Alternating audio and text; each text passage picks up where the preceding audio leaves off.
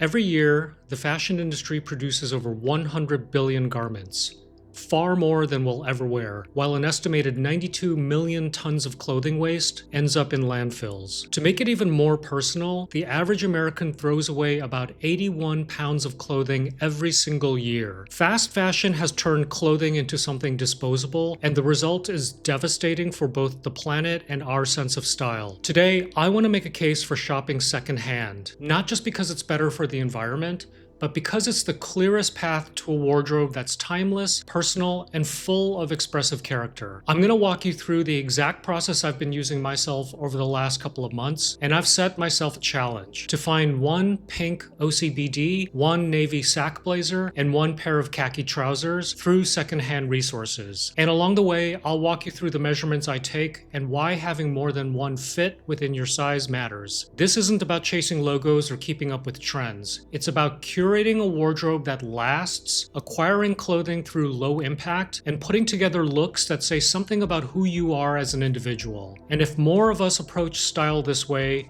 the impact on both our closets and the planet could be massive.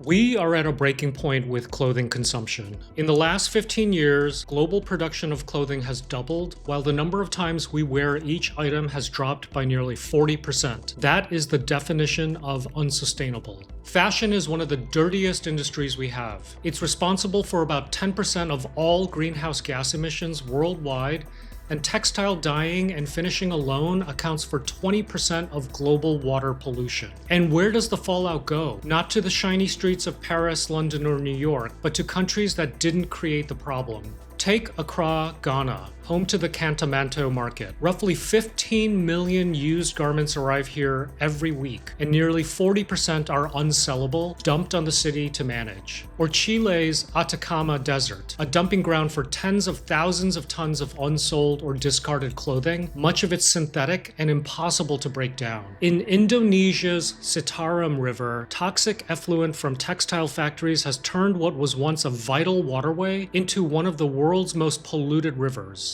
In India's Tirupur, massive knitwear and dyeing operations polluted the Noyal River so badly that the courts had to enforce zero liquid discharge systems, now recycling over 130 million liters of water a day just to stay viable. And in Bangladesh, rivers like the Buriganga are contaminated with textile wastewater, including PFAs, forever chemicals linked to garment factories.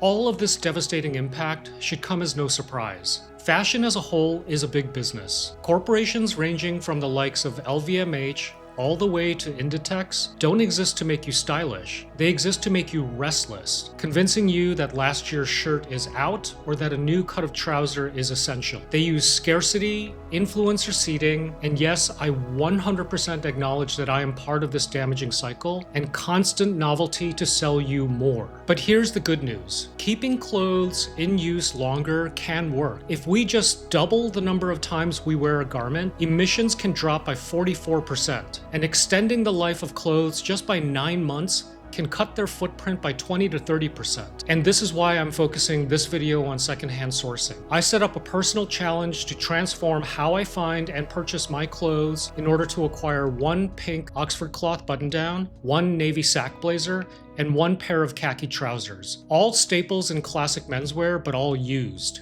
I'll show you how I measured and shopped for these garments in order to demonstrate how breathing new life into old garments is a stylish way to express yourself. There was a time when luxury meant one of two things: bold logos splashed across your chest, or the quiet confidence of a super high-end cashmere sweater with no logo at all. But today, neither really holds the same power. Both have been overexposed. Visible branding used to scream status, but now it just screams ubiquity or a lack of taste. When everyone on social media has the same Gucci belt or Louis Vuitton tote, it's no longer special. It's just another product of the algorithm. And buying into visible branding, and I happily include myself here, is a trap that brands want you to believe, that it automatically gives you style or taste. Trust me, it does not. And then there's quiet luxury. Subtlety had its moment, especially after Succession, but when everyone runs out to buy the same beige sweater, knocked off by every fast fashion brand, subtlety turns into uniformity. Interest in quiet luxury has already plunged this year. I think the critics that are declaring quiet luxury dead are kind of right. Once subtlety becomes commonplace, it loses individuality. I want to believe that what we're seeing now is a shift away from sameness and more toward curation and character. Making secondhand your primary means of adding to your wardrobe bucks all of these trends. It requires intention. You're not being sold an identity. No one's showing you a look that you can buy complete off the rack. You're building the visual identity yourself by understanding fit that works for you, along with color, fabric, and pattern that suits the kind of style you want to project. Chosen thoughtfully, these variables come together and have personal meaning. My desire to find a pink OCBD blazer and khakis isn't about status signaling or logo flashing. It's about curating the foundation of my closet in a way that makes me feel like this is who I am. As I'm sure you know, this is all not new. The global resale market is projected to hit $350 billion by 2030, which is reassuring. This tells me that there are many other style-conscious individuals who also understand the global impact that disposable fashion is having and the role that fashion brands are playing through manipulative marketing tactics. My hope is that personal style will truly move away from logo-centric, corporate-driven consumerism to more individual, story-led expression, where we ask ourselves, where did this garment come from? Who wore it before? And how do I make it my own? Style doesn't come from logos or trends. It comes from the intentional choices you make. You might argue that visible luxury or quiet luxury can also tell a story, but how much more personal and longer lasting can that story be if it can come from a place of personal curation and history? Now, before we get into the how, I believe you can't find everything secondhand. Sometimes your size isn't available, or sometimes the exact brand or style you're after just isn't out there. And sometimes sellers won't give you measurements, which makes it too much of a gamble. And that's okay. The point isn't to replace every purchase with secondhand items, it's to shift the balance away from buying new and toward choices that actually reduce waste. Incremental change is what's sustainable here, not perfection. Don't let perfection be the enemy of the good. So with that out of the way, the following are the platforms I've leaned on. The broadest is obviously eBay. It's the largest secondhand marketplace in the world. You can find almost anything here, but the trade-off is that it can at times feel overwhelming. So the real power comes from very specific filtered searches, which I'll get into in the next section. Grailed is a bit more focused. It is much more menswear centric and skews towards streetwear and contemporary designers if that's your thing. The advantage here is curation. A lot of enthusiast sellers who know the brands inside out. And even if a listing doesn't offer negotiation, I've found that reaching out to the seller can often lead to better prices. Vestiaire Collective offers a lot of luxury brand reselling with built-in authentication. So allegedly every piece will go through a vetting process before it reaches you. And listings also include detailed condition reports, which helps eliminate guesswork. Now, I don't have a ton of experience with Vestiaire, so if you do, please drop a comment below and let us know if the higher seeming prices is a good trade-off for the peace of mind that authentication brings here. The Real takes authentication one step further, and they also add something most platforms don't: sustainability metrics. This site is much more designer label centric, so again, if you're looking for a vintage silk printed Dries Van Noten shirt, you'll probably do very well on a site like this. Depop almost feels like a flea market. It's very community driven and feels very personal. I have gotten some amazing and unexpected deals here, especially with things vintage and more personal rather than polished. Goodfair and Thrift World are both great resources for secondhand that are worth checking out, though not quite as much inventory to browse through, and sometimes what is on offer is quite random.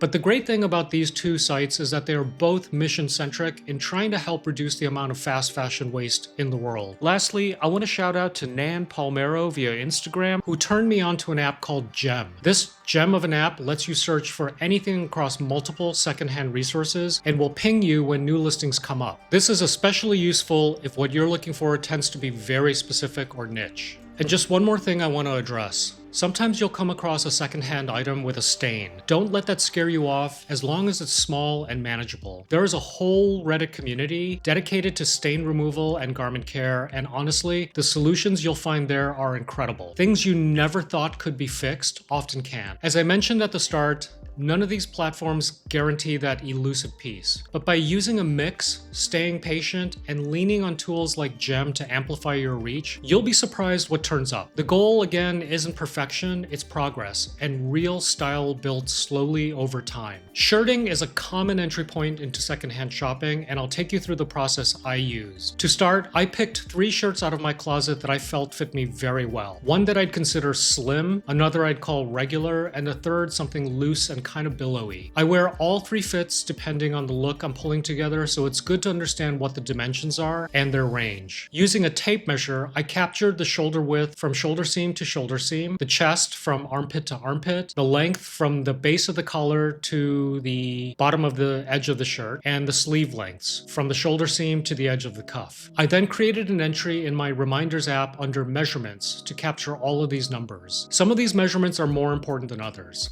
For example, I won't mess around with shoulder width at all, and chest width is very important if I'm looking for a very specific fit. I am okay, however, with the sleeve length being a little too long, maybe by an inch or so, because the cost of an alteration like this could be negligible depending on the price of the shirt. And this is something else you'll want to find out. If you're like me and often need things altered, find out what it costs for certain types of alterations. Hems, for example, are cheap. That shouldn't deter you from buying pants that are an inch or two longer than your actual inseam. Prioritize the measurements that would otherwise turn into costly alterations. Also, when you're buying secondhand, sometimes sellers don't list measurements, and that's fine. DM and ask for them. And if they don't respond, just move on. There are always other options out there.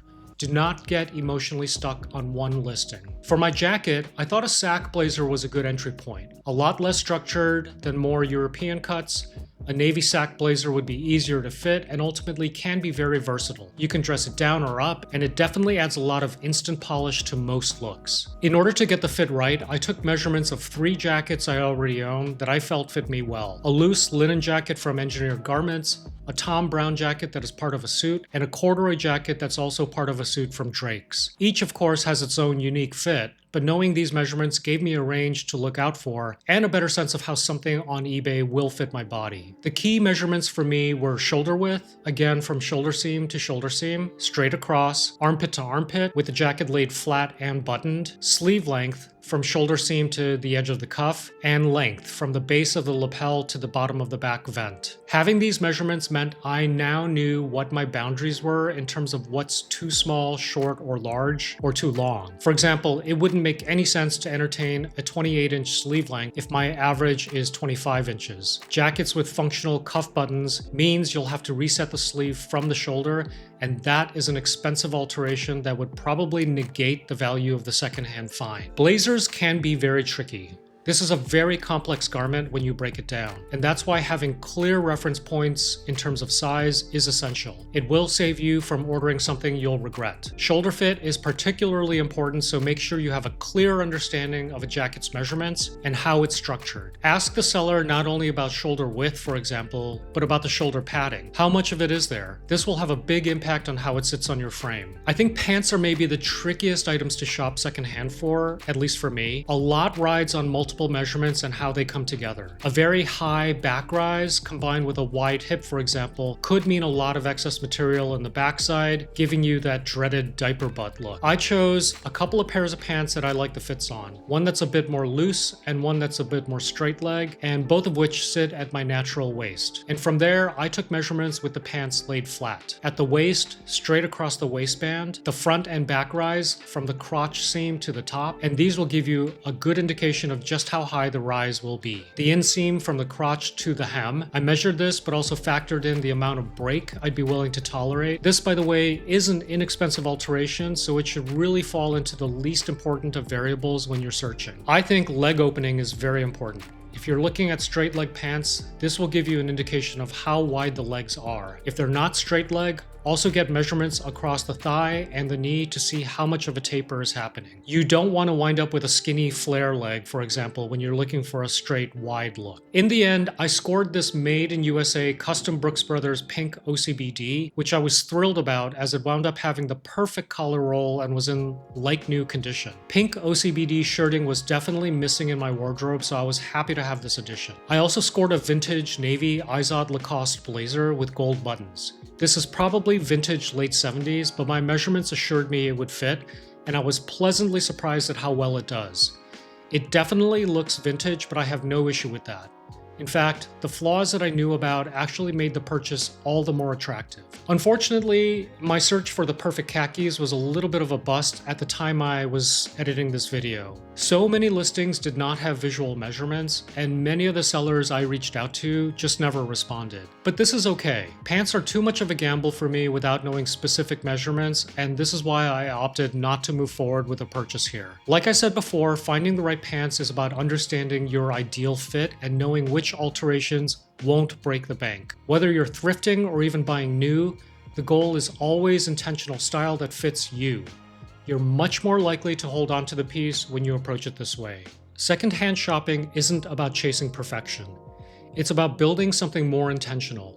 You won't always find the exact piece you're looking for, and that's okay. Sometimes the fit is off, sometimes the seller doesn't respond, and sometimes you just can't track down what you had in mind. But every time you choose secondhand or decide to repair something you already own, you're pushing back against a system that thrives on overproduction and waste. For me, learning my own measurements has been a game changer. It means I can buy with confidence, whether I find the perfect vintage Oxford, a navy blazer with history behind it, or even a new pair of chinos that fits the way I want because I know my numbers. It's not about one transaction, it's about shaping a wardrobe slowly, thoughtfully, and piece by piece. And that is where real style lives. Not in logos, not in fast-moving trends, but in clothes that mean something to you, because you chose them with care. Now, I'd love to hear what secondhand finds or repaired garments have become meaningful to you. Share your stories in the comments below.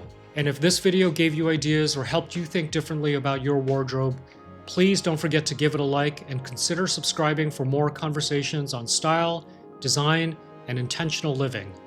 Thanks so much for spending your time with me, and I'll catch you in the next video. Bye!